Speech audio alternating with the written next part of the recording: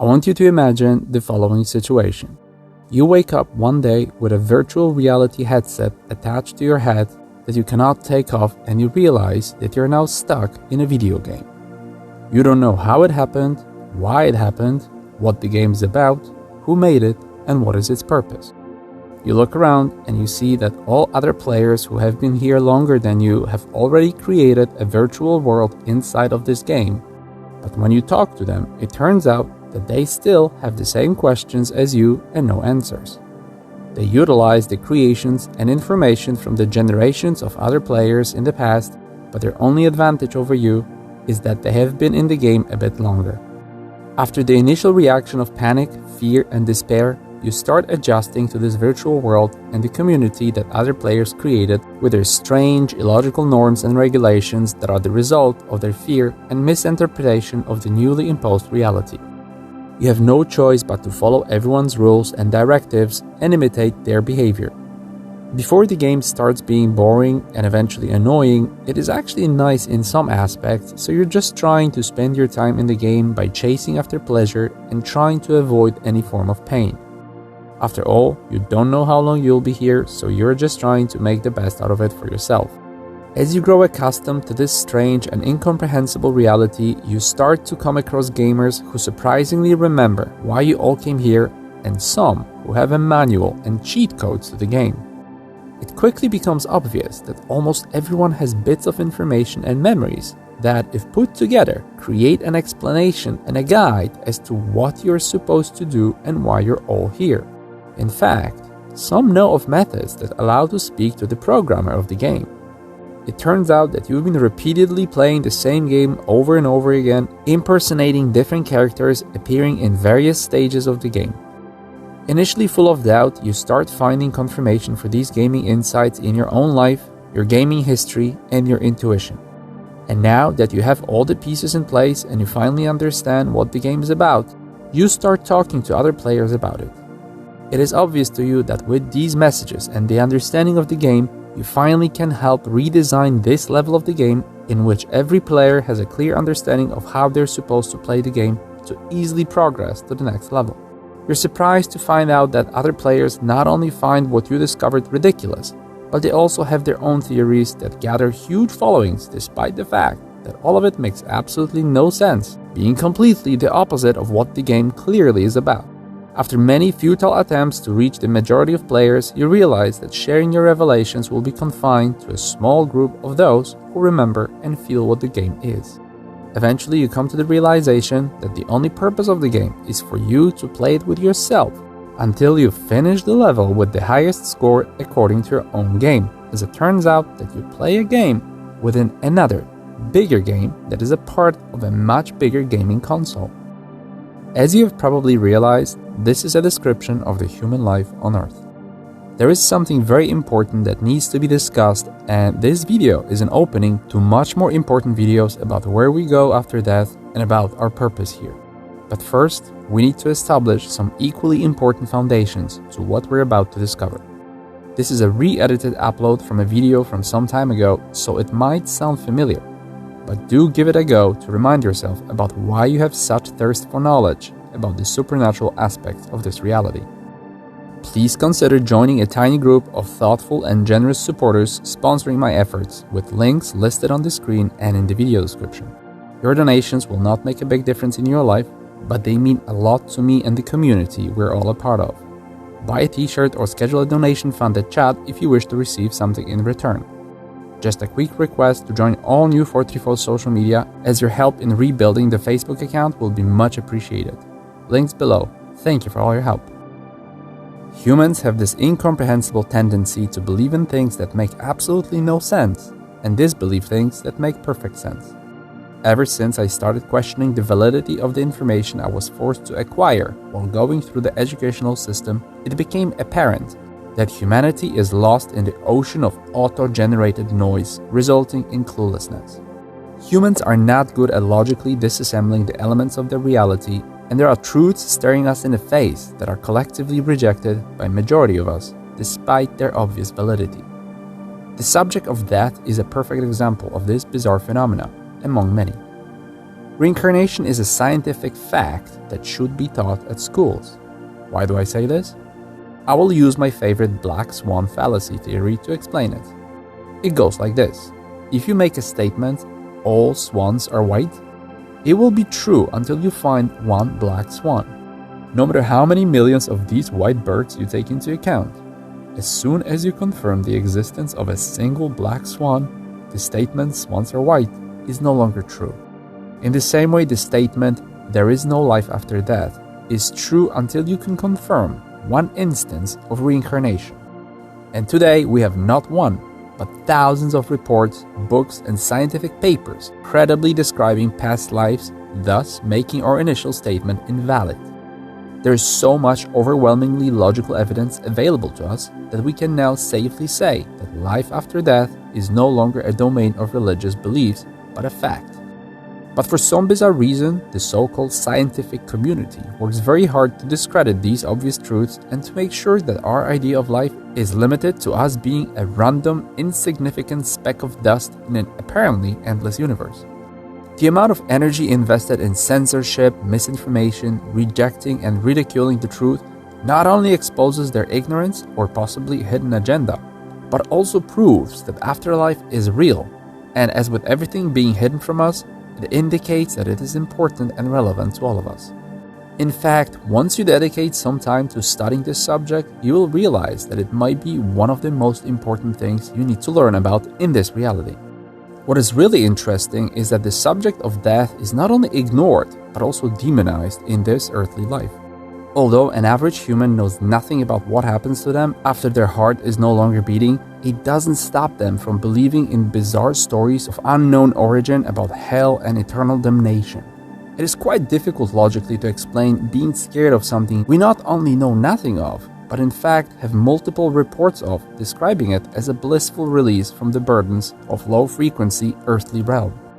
I will tell you now about what dying feels like according to my mom, who experienced a near-death episode almost 30 years ago.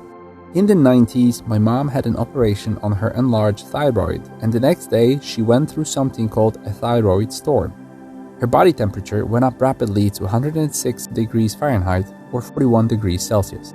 Only 50% of people survive the thyroid storm, and it is a very dangerous condition.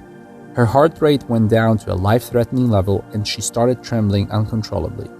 She said that every cut and incision on her body became incredibly painful, and after a few moments of being in intense pain, she decided that it was too much and that she was too tired and wanted to fall asleep.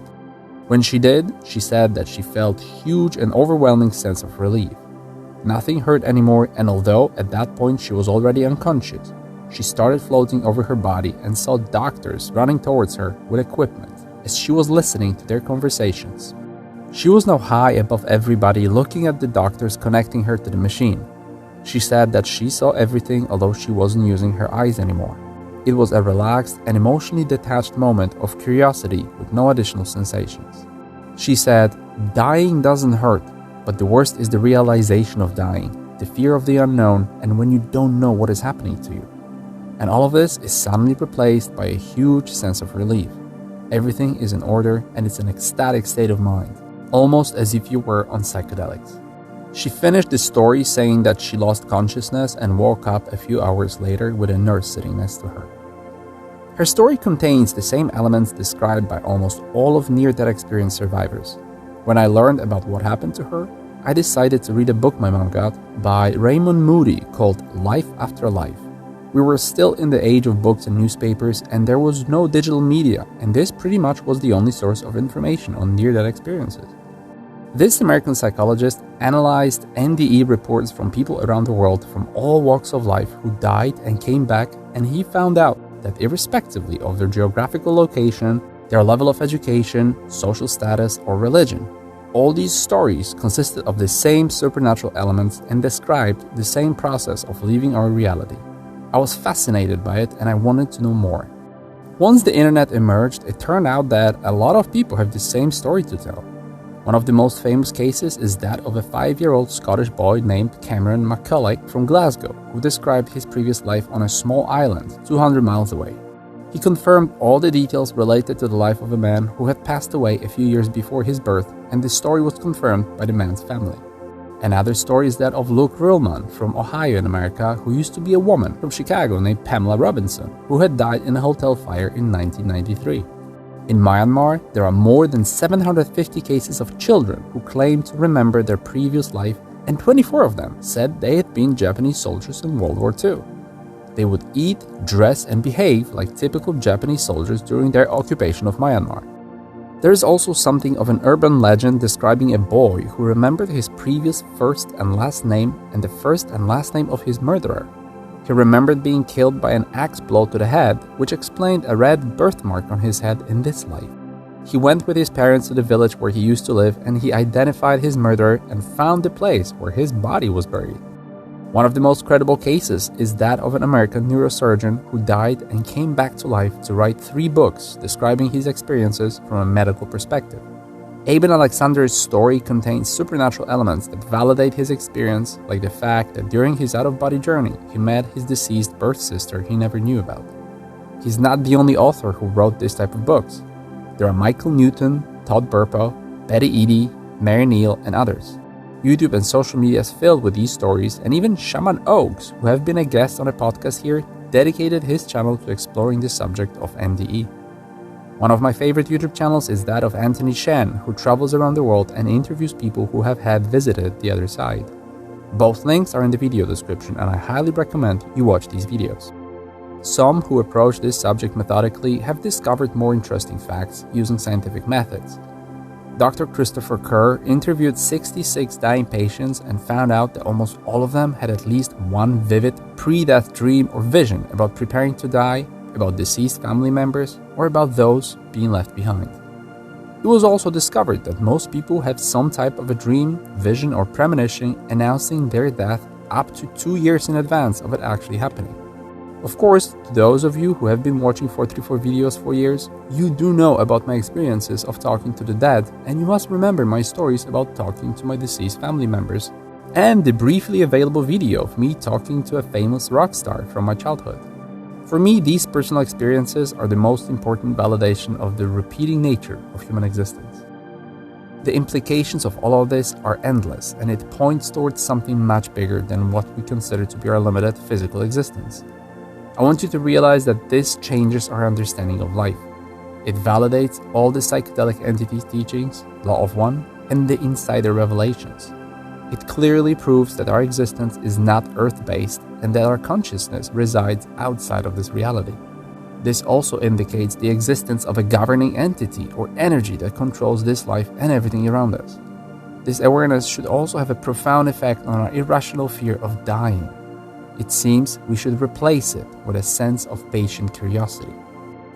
Reincarnation is now a scientific fact proven over and over again to be a part of a long, supernatural journey, and it should not only change our view on exiting this realm, but also on human life itself and what we should focus on.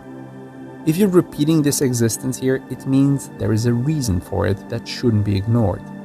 In fact, it would indicate that all of it might be about learning and gaining particular skills crucial to our future existence and our metaphysical selves. It is extremely important for us, the small minority of open-minded truth seekers, that we get to the bottom of this so that we can turn our lives around and dedicate them to our purpose here. In the next, very important video, I will concentrate on explaining the mechanisms behind leaving our body and what happens to our souls outside of our earthly realm. Once and for all, we should discover whether this reality is a soul trap or an important place for learning and developing.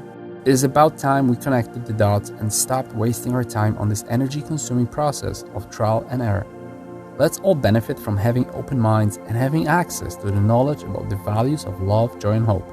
It is time to free ourselves from the fear of the unknown, and it is time to join the express lane to our development and fulfilling our purpose here. It is not a coincidence that you're listening to me now, and it's time to learn why we're here and where we go once we're done.